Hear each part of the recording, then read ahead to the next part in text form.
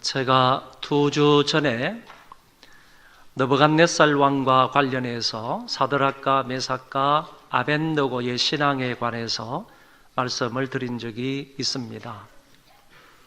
그때 이 왕이 큰 금신상을 세워놓고 모든 사람들을 불러놓고 그 앞에 절을 하라고 말했습니다. 그러나 절하는 것은 우상 숭배하는 것이다 라는 신앙으로 그 앞에서 절을 하지 아니하고 곳곳이 서 있었던 사람이 사드락과 메삭과 아벳느고였습니다.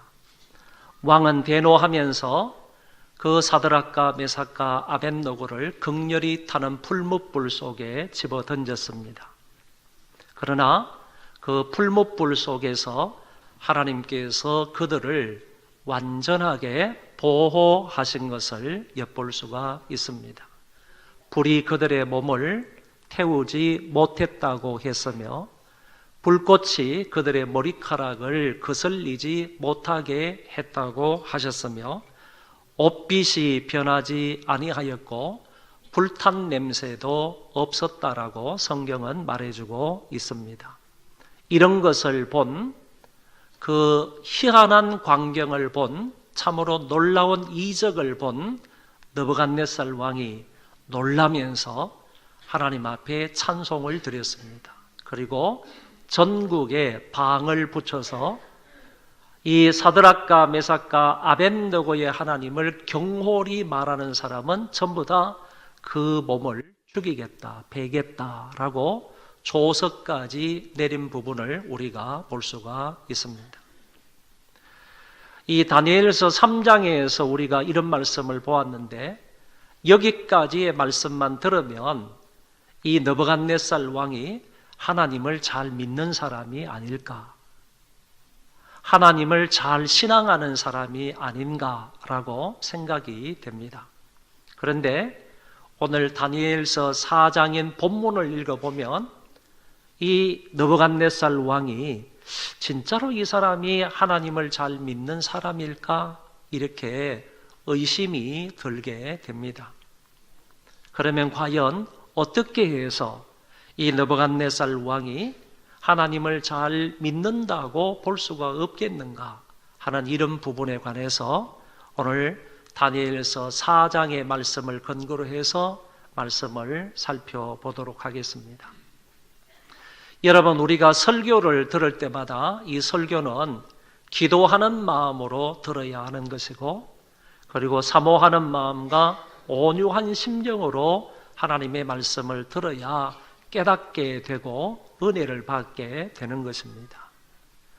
똑같은 시간에 똑같은 말씀을 듣는데 어떤 사람은 말씀을 듣고 감격해서 신앙생활을 하는 사람이 있는가 하면은 또 어떤 사람은 그냥 꾸벅꾸벅 졸다가 1시간 예배를 마치고 돌아가는 사람도 없지 않아 있습니다.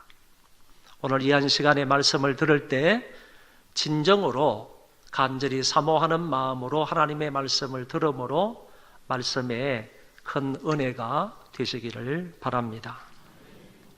어느 날 왕이 꿈을 꾸었는데 그 꿈으로 인하여서 느부갓네살 왕이 두려움과 번민에 빠지게 되었습니다. 그래서 바벨론 나라에 지혜롭다고 하는 모든 사람들을 불러 모았습니다.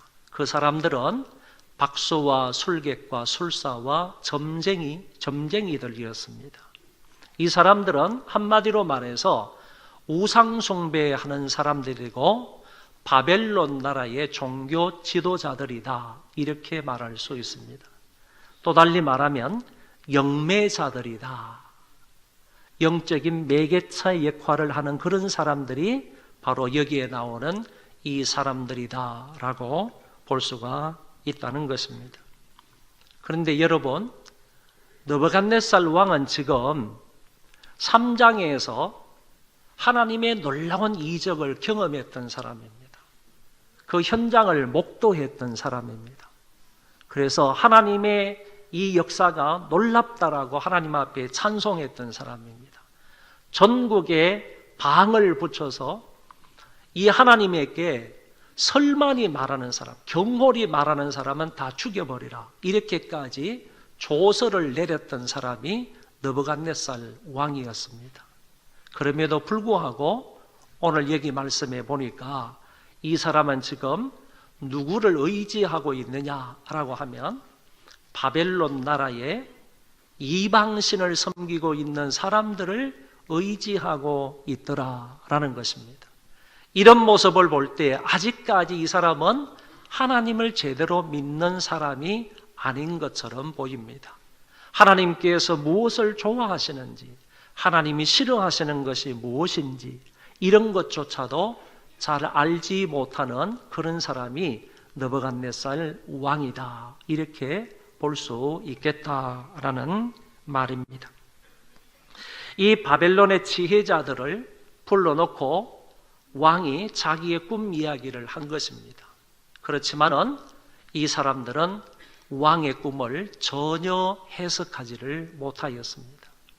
여러분, 우리가 아는 것처럼 다니엘서 2장의 말씀에도 보면 이미 이 느부갓네살 왕이 꿈을 하나 꾼 것이 있습니다. 자기가 꿈을 꾸기는 꾸었는데 그 꿈이 무슨 꿈인지를 잊어버렸습니다. 그래서 그 꿈 이야기를 동일하게 이 바벨론 나라의 술객들과 박수들과 점쟁이들, 이런 사람들을 다 불러놓고 꿈 얘기를 하면서, 야, 내가 괴로워 죽겠다. 내가 어젯밤에 꿈을 꾸기는 꾸었는데 이 도대체 무슨 꿈인지를 모르겠다. 그 꿈을 나에게 가르쳐주고 꿈에 대한 해석도 나에게 보여라, 이렇게 말했지만 이 사람들은 전혀 왕이 꾼 꿈이 무엇인지 그리고 그 꿈에 대한 해석도 하지를 못했습니다. 그때도 역시 다니엘이라는 사람이 나서서 당신이 꾼 꿈이 무엇이고 그리고 그 꿈에 대한 해석도 보여준 것을 우리는 잘 알고 있습니다. 그런데 다니엘서 2장에서는 왕이 꾼 꿈조차도 모르면서 이 사람들이 말하기를, 왕이 꾼 꿈을 우리에게 얘기만 해주기만 한다면 그 꿈에 대한 해석은 우리가 보일 수 있습니다, 이렇게 말했던 그 바벨론 나라의 지혜자들이 4장에 와서는 뭐라고 하느냐, 꿈 얘기를 해줬음에도 불구하고 그 꿈에 대한 해석을 보이지를 못했다, 그런 얘기입니다. 이 사람들이 이런 모습을 여기에서 잘 보여주고 있고, 그래서 왕은 다니엘을 자기 왕궁으로 불러들이는 것입니다. 그 다니엘을 불러들이고 8절 이하에 이렇게 말씀합니다. 성경에 보면 그 후에 다니엘이 내 앞에 들어왔으니 그는 내 신의 이름을 따라 벨드사살이라 이름한 자요 그의 안에는 거룩한 신들의 영이 있는 자라. 내가 그에게 꿈을 말하여 이르되 박수장 벨드사살아, 그러면서 자기가 꾼 꿈 이야기를 해주는 겁니다. 여러분, 여기에 주목을 해보시기 바랍니다. 내 신의 이름을 따라 벨드사살이라, 다니엘의 이름을 느부갓네살 왕이 자기가 섬기고 있는 벨신, 자기가 섬기고 있는 말뚝신의 이름을 따라서 다니엘의 이름을 벨드사살이로 바꾸어 주었다는 거예요. 자, 이 모습을 볼 때 이 사람이 하나님 여호와만 섬기고 있는 사람인가? 하나님 여호와를 경험했던 사람인데, 놀라운 이적을 자기 두 눈으로 목도했던 사람인데, 그럼에도 불구하고 아직까지 자기가 섬기는 또 다른 신이 있는 거예요. 여전히 있는 거예요.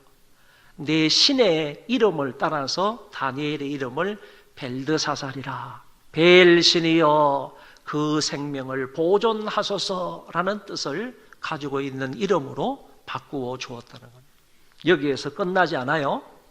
그의 안에는 거룩한 신들의 영이 있는 자라. 왕이 다니엘에게 이렇게 말하는 겁니다. 다니엘 속에는 지금 어떤 영이 있는 거죠? 다니엘 속에는 하나님의 영이신 성령님이 계시는 겁니다. 그런데 느부갓네살 왕이 말하는 걸 볼 때 성령님이 계시는 사람이다, 이렇게 말하는 것이 아니라 잡신들의 영이 있는 자다. 영들이 있는 자다, 이렇게 표현을 하고 있더라라는 얘기입니다. 더 나아가서요, 박수장 벨드사살이라. 박수가 뭐죠? 남자 무당을 가리켜서 박수라고 말합니다. 그러니까 왕은 아직까지 하나님의 사람인 이 다니엘을, 벨드사살을 부르기를 너는 남자 무당 중에 우두머리다, 이렇게 부르고 있다는 얘기입니다. 종합해서 말하면요, 이 왕이 다니엘에 대해서 말하기를, 자기 꿈 해석을 보이기 위해서 찾아온 그 다니엘에 대해서 말하기를, 내 신의 이름을 따라서 그 이름을 다니엘에서 벨드사살로 바꾼 자다, 이렇게 말하는 것이고, 그 안에는 잡신이 있다, 이렇게 말하는 것이고, 더 나아가서 이 자는 남자 무당들 중에 우두머리다, 이렇게 부르고 있는 것을 보니까 이 느부갓네살 왕이 하나님의 이적을 경험한 바가 있지만은 지금의 이 상황을 볼 때에는 전혀 하나님을 잘 믿는 사람처럼 보이지 않는다라는 말씀입니다. 이 사람은 하나님을 알지도 못하고, 그리고 하나님을 잘 섬기지도 못하고 있는 사람이다라고 판단할 수 있습니다. 이제 느부갓네살 왕이 자기의 꿈을 다니엘에게 쭉 얘기를 합니다. 여기 내가 본 저 땅의 한 중앙에 한 나무가 있는데 높이가 높더니 그 나무가 자라서 견고하여지고 그 높이는 하늘에 닿았으니 그 모양이 땅 끝에서 보이겠고 그 잎사귀는 아름답고 그 열매는 많아서 만민의 먹을 것이 될 것이고 들짐승이 그늘에 있으며 공중에 새는 그 가지에 깃들이고 육체를 가진 모든 것이 거기에서 먹을 것을 얻더라. 13절, 또 본적 한 순찰자, 한 거룩한 자가 하늘에서 내려왔는데 14절, 그가 소리질러 이르기를 그 나무를 베고 가지를 자르고 잎사귀를 떨고 열매를 해치고 짐승들은 그 아래에서 떠나게 하고 새들은 그 가지에서 쫓아내라. 그러나 그 뿌리에 그루터기를 남겨두고 쇠와 놋줄로 동이고 그것을 들풀 가운데에 두어라.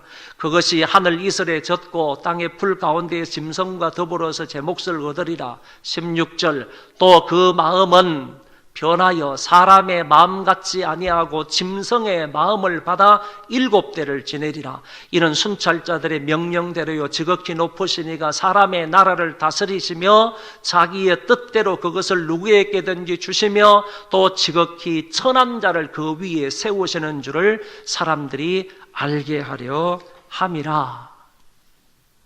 꿈 얘기를 해준 겁니다. 이게 느부갓네살 왕이 꾼 꿈입니다.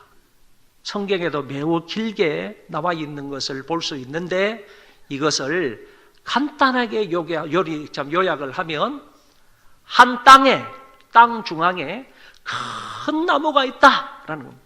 큰 나무, 울창한 그런 나무가 있다.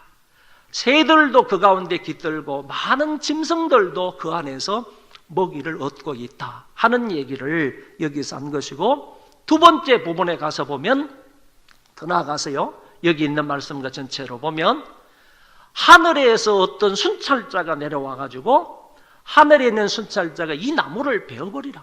그 울창한 나무를 베어버리되 그 거루터기는, 뿌리는 남겨두라. 이렇게 얘기하는 부분을 두 번째 부분에서 볼 수 있고, 마지막 부분에서는 그 뿌리를 남겨두라, 거루터기를 남겨두라 그랬는데 그 거루터기를 언제까지 남겨두라 그랬는가 하면은 잘 보호해서 7년 동안 남겨두라. 그리고 사람의 마음이 아닌 짐승의 마음을 갖고 7년 동안 유리방황했던 그 사람이 사람의 나라를 하나님이 다스리시고 교만한 사람을 낮춘다는 사실을 알게 되었을 때 그 사람의 나라가 다시 회복되게 된다 하는 얘기의 꿈을 말했다라고 볼 수가 있습니다. 세 단계에 걸쳐서 이렇게 말한 꿈에 대해서 다니엘은 두렵고 떨리는 마음으로 그 꿈 해석을 한 겁니다. 어떻게 했느냐? 땅 중앙에 우뚝 솟은 이 나무는 바로 당신이다. 왕이다. 느부갓네살 왕이다. 이렇게 말한 것이고, 나무가 번창했다 하는 이 부분은 왕의 권세가 이렇게 땅 끝까지 퍼져나갔으며 하늘 끝까지 다다랐다. 당신의 권세라는 지금 세계 여러 나라에까지 다 미치는 놀라운 그런 권세이다 라는 말로 해석을 한 것이고, 하늘에서 한 거룩한 자가 내려와서 그 나무를 베어라. 그렇지만은 그 거루터기는 남겨두라 하는 이 말은 왕이 사람에게서 쫓겨나서 들짐승과 함께 살며 소처럼 풀을 먹으며 하늘 이슬에 젖을 것이요 이와 같이 7년을 왕이 짐승처럼 지나게 될 거다. 그러나 나무의 그루터기를 남겨두신 것은 사람의 나라를 하나님이 다스리는 줄을 당신이 깨닫고 난 후에야 왕과 그 나라가 다시 회복될 것이다 하는 말로 다니엘이 설명을 했다. 그런 얘기입니다. 바벨론의 지혜자들은요, 이 꿈에 대한 해석을 전혀 보이지를 못했지만은 하나님의 사람 다니엘은 그 꿈을 하나님의 의도대로 정확하게 느부갓네살 왕 앞에 꿈을 해석을 했던 것입니다. 그리고 나서 다니엘이 왕에게 충언을 하는 겁니다. 충고를 한마디 하는데, 공의를 행하고 가난한 자를 긍휼히 여겨라 하는 충고를 한마디 했습니다. 이 말은 일면 회개를 촉구하는 말입니다. 왜 그랬는가 하면은 왕은 지금 바르게 행하지 못한 부분이 있었다는 얘기예요. 그리고 진실하지 못한 그런 부분들이 있었다는 얘기입니다. 그래서 다니엘은 선지자잖아요. 하나님의 사람이잖아요. 그래서 느부갓네살 왕의 마음을 감팡한 이 다니엘이 그 사람에게 이면을 충고를 했다. 그런 얘기입니다. 여러분, 이것을 유명한 존 칼빈이라는 사람은 이렇게 설명을 해요. 공의의 시행과 긍휼의 실천은, 이거는 바로 다니엘이 왕에게 충고한 말입니다. 다니엘이 공의를 행하고 가난한 자를 긍휼히 여겨라 이렇게 말했잖아요. 그것을 칼빈이 공의의 시행과 긍휼의 실천은 내적 회개의 증거이다 이렇게 말합니다. 이거를 거꾸로 말하면 이렇게 되는 거예요.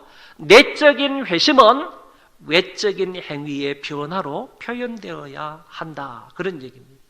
그래서 이 다니엘이 왕에게 당신이 공의를 행하십시오.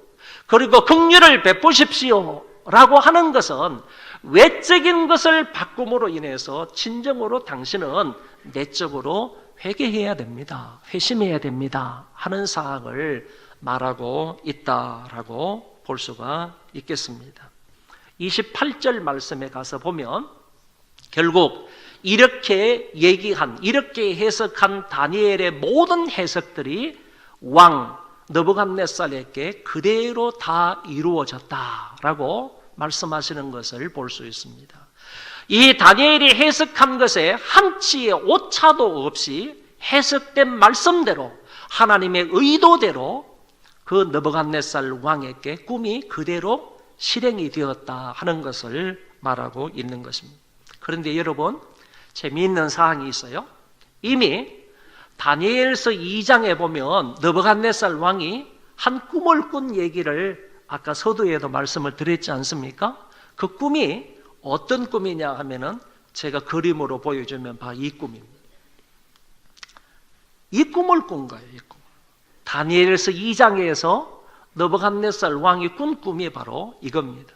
지금은 4장 얘기를 하고 있어요. 근데 꿈을 얘기하면서 2장으로 다시 돌아간 거예요. 여기 보면 머리는 정금으로 되어 있다 이렇게 말하고, 가슴과 팔은 은으로 되어 있고, 그 다음에 배와 넓적다리는 노수로 되어 있고, 종아리는 강한 철로 되어 있고, 발은요 반은 철이고 반은 진흙으로 되어 있다 이렇게 말하는 그 꿈을 느부갓네살이 꾼 거예요.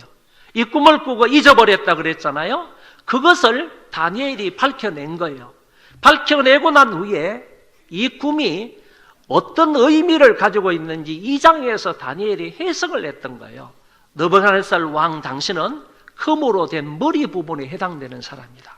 그래서 다시 말하면 금으로 된 머리 부분은 느부갓네살 당신에게 해당되는 얘기고, 그 다음에 그 다음에 은으로 된 가슴과 팔 부분에 다른 나라가 일어나게 될 것이고, 그 다음에 노소로 된 배와 넓적다리 같은 그 다음의 나라가 세계 가운데 일어나게 될 것인데, 그 다음에 넷째 나라는 강하기가 철같이 강한 그런 나라가 일어나게 되고, 마지막에는 반천을 반진흙이라 그랬는데, 이게 연합된 때 또 가서 보면 연합되지 아니하고 서로 나뉘어지고 분리되는 그런 나라가 형성이 될 것이다 하는 것을 보여준 거예요. 이것을 이렇게 해석을 해 주었단 말입니다. 그러면서 더 나아가서 보면 그 성경에 하나님이 이런 상황 속에서 한 나라를 세우겠다 이렇게 말씀하시는, 그 하나님이 세우실 나라는 앞선 이 강국들, 앞선 강대국들을 모두 쳐서 멸하고 영원히 서게 될 하나님의 나라이다 이렇게 말을 하고, 이 나라는 영원히 망하지 않는 나라이며 국권이 다른 사람에게로 돌아가지 않는 그런 나라이다 이렇게 말하는 겁니다. 그러면서 이렇게 해석을 하는 거예요. 제일 처음에 금과 같은 머리에 해당하는 나라가 바벨론인 것이고, 그 다음에 일어나게 될 나라가 메데파사 페르시아인 거고, 그 다음에 전 세계의 패권 국가가 그리스 헬라가 될 것이고, 마지막에 네 번째 나라는 철과 같이 강한 나라는 바로 로마가 될 것이다. 그 이후에는 여러 나라가 나뉘었는데 하나가 되는 듯 보이지만은 잘 합해지지 않는, 연합해지지 않는 그런 나라들이 오게 될 것이다 하는 것을 얘기한 거예요. 그러면서 하나님이 떠인 돌이 나타난대요. 떠인 돌이 나타나서 이 우상을 파괴할 거다. 그 파괴된 우상은 하늘의 공중에 날아가서 그냥 하나도 보이는 것이 없이 다 날아가 버리지만은, 떠인 돌은, 그것을 부순 떠인 돌은 태산같이 쌓이게 되고 그 모든 것이 세계 방방곳곳으로 가득하게 퍼져나가게 될 것이다 하는 얘기를 했습니다. 이 그림을 제가 찾아서 여러분들에게 보여드리겠습니다. 이게 바로 이 그림입니다. 이 그림이에요. 떠인 돌에 관해서 말하면서 Kingdom of Christ라는 말을 쓰는데 그리스도의 왕국이다. 다시 말하면 떠인 돌이 나타나서 이 우상들을 파괴하고 영원히 멸망하지 아니하고 그 국권이 다른 사람에게 돌아가지 않는 그 영원 무궁한 한 나라를 세우게 될 것인데, 그 나라가 어떤 나라냐 하면은 그리스도께서 이 세상에 오심으로 세우게 되는 하나님의 나라라는 거예요. 하나님께서 떠인 돌이신 예수 그리스도를 통하여서 그 영원 무궁한 하나님의 나라를 세우시겠다 하는 말씀을 이미 다니엘서를 통해서 말씀을 하셨다는 겁니다. 오른쪽에 보세요. 바벨론 나라가 있지 않습니까? 그 다음에 일어나는 나라가 페르시아입니다. 페르시아 다음에 일어나는 전 세계의 패권 국가가 헬라입니다. 그리스입니다. 그 다음에 일어나는 나라가 로마이지 않습니까?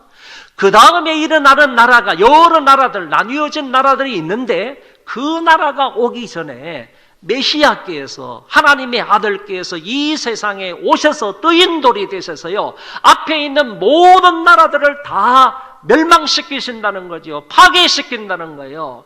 그래서 영원한 나라, 그 어떤 사람들에 의해서 파괴되지 않는, 공격을 받지 않는 그런 영원한 왕국을 세우시는데, 그 나라가 바로 하나님의 나라이다 이렇게 얘기를 하시는 거예요.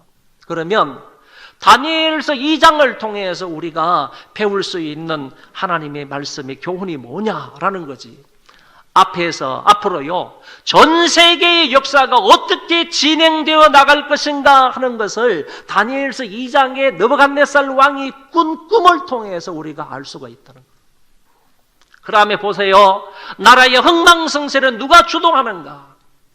바벨론 나라가 망하고 페르시아가 등장하는데, 페르시아가 망하고 헬라의 알렉산더 대왕이 등장을 하고, 그 알렉산더 대왕도 결국에 로마에 의해서 망하고, 전 세계의 흥망성쇠를 누가 주관하시고 통치하시느냐라는 것을 다니엘서 2장을 통해서 보여준다는 것이고, 이 세상의 모든 나라들과 왕들은 누가 통치하느냐 하는 이 부분을 보여주고 계시는데, 그거는 바로 하나님 여호와이시라는 말씀입니다. 하나님 여호와께서요, 전 세계를 통치하시고 전 세계의 나라와 흥망성쇠를 하나님께서 통치하신다 하는 사실을 보여주고 있는 것입니다. 그렇다면 오늘 본문을 통해서는 무엇을 말씀하시고자 하시는가? 2장보다 범위가 좀 더 좁혀져서요, 느부갓네살 개인의 미래를 보여줌으로써 바벨론 왕과 그 나라의 미래도 누구의 손안에 있다? 하나님 여호와의 손안에 있다라는 거예요. 하나님 여호와께서 바벨론 나라를 통치하시고 그리고 그 나라의 왕도 다스리신다 하는 면을 말씀하고 있는 것이고, 지극히 높으신 하나님이 사람의 나라를 다스리신다 하는 부분을 보여주고 있는 것이고, 하나님 당신은요, 뜻대로 그 나라를 누구에게 주실 것인가 하는 것을 우리에게 보여주고 있다, 그런 얘기입니다. 이 사실은 4장 마지막 부분에 가서 확인해 볼 수가 있습니다. 33절에 가면 이 모든 일이 나 느부갓네살에게 응하였다. 앞에서도 말씀을 드린 것처럼 다니엘의 꿈 해석한 그것대로요, 느부갓네살 왕에게 다 이루어진 겁니다. 그래서 느부갓네살 왕이 실제적으로요, 사람의 마음이 아니라 짐승을 마음을 갖게 되는 거예요. 7년 동안 유리방황하는 거예요. 이슬을 맞으면서 짐승처럼 풀을 뜯으면서 먹으면서 7년 동안 살아가게 되는 거예요. 그리고 난 이후에 하나님께서 나라를 다스리신다, 하나님께서 이 바벨론을 다스리신다, 하나님의 뜻 가운데에서요, 높은 자를 낮게 만드신다 하는 사실을 깨닫고 난 이후에 느부갓네살이 다시 그 왕직이 회복이 된다, 그런 얘기입니다. 모든 일들이 말씀하신 대로 느부갓네살 왕에게 이루어졌다 하는 면들과 그 이후의 얘기들을 34절에서 밝혀주고 있습니다. 그래서 느부갓네살 왕이 하나님 앞에 이렇게 또 고백을 하는 거예요. 자, 34절, 이렇게 느부갓네살 왕이 하나님에 대해서 고백하는 얘기가 이렇게 길게 나와 있습니다. 그리고 36절 이하에도 보면 이렇게 길게 찬양하며 하나님을 경외하는 그런 모습을 여기에서 보여주고 있는 것입니다. 그러면 여러분, 느부갓네살이 이처럼 하나님을 찬양하고 경외하며 그 앞에서 겸손한 태도를 취한 것을 볼 때 이 사람이 정말로 회개를 하고 영생을 얻은 자인가, 아니면 그렇지 않은 사람인가 하는 것을 우리가 살펴보아야 3장하고 4장을 조금 연결해서 잘 이해할 수 있다고 보는 겁니다. 진짜로 이 사람이 회개한 사람일까? 아니면 참 회개에는 이르지 못했다라고 볼 수가 있는가라는 것입니다. 이 사람은 진짜로 회개했다라고 말한 사람이 행스텐버그하고 그리고 매튜 헨리라는 사람이고, 이 사람은 회개한 사람이 아니다, 진정으로 회개한 사람이 아니고 영생을 취한 자가 아니다 라고 말하는 사람이 존 칼빈과 그리고 이 카일이라는 사람입니다. 이 사람들의 주장은 하나님의 형벌이 두려워서 하나님을 찬양하고 높였을 뿐이지 이 사람은 참 영생과 참 회개에 이른 사람은 아니다라고 주장을 하고 있습니다.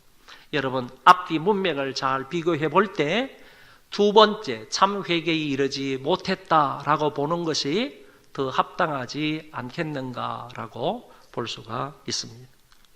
다니엘서 2장과 4장을 종합해서 말하면요, 하나님은 한 나라의 왕이나 그의 미래이든 전 세계의 흥망성쇠이든 만물에 대한 모든 주권을 가지고 계신 분이다 라는 것을 알게 되고요, 하나님은 만물의 통치자로서 당신의 뜻대로 하시는데요, 당신의 뜻대로 하시는 그 모든 행사는요 항상 옳고 공의롭고 선하다는 겁니다.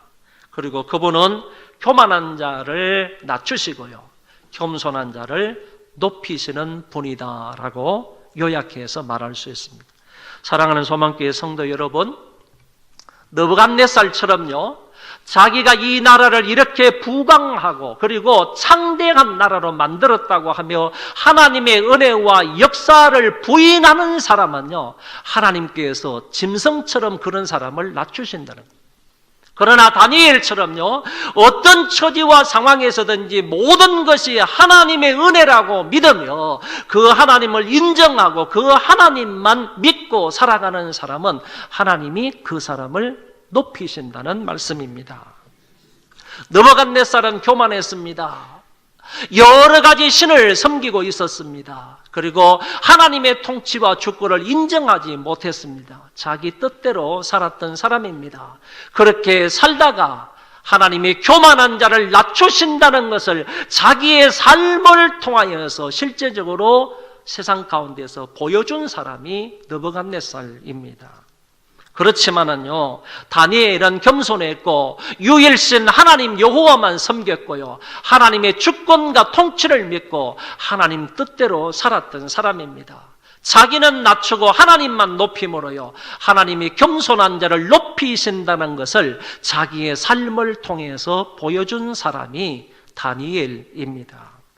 소망교회 성도 여러분, 여러분은 느부갓네살처럼 사시겠습니까? 아니면 다니엘처럼 사시겠습니까? 매 순간마다 하나님의 통치를 받아야 됩니다. 여러분 개인이 살아갈 때도 하나님의 통치와 다스림을 받아야 되는 거고, 여러분이 가정에서 무엇을 하든지 간에, 여러분 직장에서 어떻게 살든지 간에 순간순간 하나님의 통치와 하나님의 다스림을 받으며 살라는 거예요. 하나님의 통치와 다스림을 받으면서요, 항상 하나님 면전에서 겸손한 마음으로 살아갈 때 우리의 삶의 각 현장 속에서 하나님의 하나님 되심을 드러낼 수 있게 되는 겁니다. 오늘 저와 여러분들 이렇게요, 정말 어디에서 어떻게 살든지 간에 하나님의 통치와 다스림을 받으며 살아서 겸손함으로 살아서 하나님의 하나님 되심을 드러내며 사는 하나님의 귀한 백성들 되시기를 바랍니다. 기도하겠습니다.